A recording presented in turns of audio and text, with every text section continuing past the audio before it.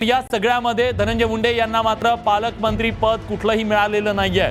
बीडचं पालकमंत्री पद अजित पवार यांच्याकडे गेलंय। धनंजय मुंडेंचा पत्ता कट झाला। धनंजय मुंडे हेच बीडचे पालकमंत्री होतील अशी शक्यता होती, पण हे सगळं प्रकरण घडल्याच्या नंतर त्यांना मोठा राजकीय सेटबॅक बसला आणि मुंडेंकडे जे बीडचं पालकमंत्री होतं जाणार होतं ते अजित पवार यांच्याकडे गेलेलं आहे। न्यूज 18 लोकमतनं पहिल्यांदा महाराष्ट्राला 10 दिवसापूर्वीच ही बातमी दिलेली होती की बीडचं पालकमंत्री पद हे अजित पवार यांच्याकडे जाणार आहे आणि पुन्हा एकदा न्यूज 18 लोकमतची ही बातमी तंतोतंत खरी ठरली आहे आणि बीडचं पालकमंत्री अजित पवार असणार हे स्पष्ट झाले। तर एक अतिशय महत्त्वाची बातमी येते। गेल्या अनेक दिवसांपासून ज्याची प्रतीक्षा होती ते पालकमंत्री पद अखेर जाहीर झाले आणि सगळ्यात महत्त्वाचं बीडचे पालकमंत्री कोण याचं उत्तर अजित पवार असं असणार आहे। न्यूज 18 लोकमतची ही बातमी खरी ठरली आहे, कारण 8 ते 10 दिवसापूर्वी न्यूज 18 लोकमतनं महाराष्ट्राला हे सांगितलं होतं की अजित पवार हे बीडचे पालकमंत्री असणार आहेत। पुण्याचे पालकमंत्री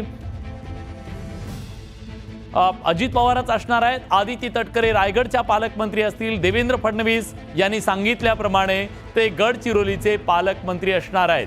त्यामुळे अखेर गेल्या अनेक दिवसापासून ज्याची प्रतीक्षा होती त्या पालकमंत्री पदाचा तिढा अखेर सुटलाय असं म्हणायला हवं।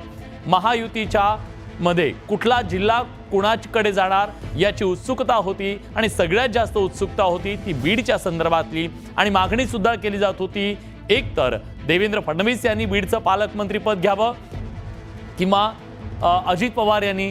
तर न्यूज 18 लोकमतनं विश्वासार्हपणे सांगितलं होतं की बीडचे पुढचे पालकमंत्री हे अजित पवार असतील आणि न्यूज 18 लोकमतच्या बातमीवरती अखेर शिक्कामोर्तब झालंय आणि या धनंजय मुंडे यांना मात्र धक्का बसलाय, कारण धनंजय मुंडेंकडे हे पालकमंत्री पद जाणार अशी चर्चा होती, पण संतोष देशमुख हत्ये प्रकरणाच्या नंतर त्यांच्यावरती त्यांच्या भोवती जे संशयाचं सगळं वातावरण निर्माण झालं, आरोप झाले आणि त्यांच्या निकटवर्ती यावर कारवाई झाल्याच्या नंतर वाल्मिक कराड जेलमध्ये गेल्यानंतर त्यांच्या अडचणी वाढल्या।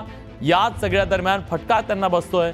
बीडचं पालकमंत्री पद त्यांना मिळालेलं नाहीये आणि अजित पवार हे आता बीडचे पालकमंत्री असणार आहे, त्याचबरोबर पुण्याचे पालकमंत्री। खरं तर भाजपला पुण्याचं पालकमंत्रीपद हवं होतं, पण भाजपला पुण्याचं पालकमंत्रीपद मिळालेलं नाहीये। अजित पवार यांच्याकडे ते गेलंय।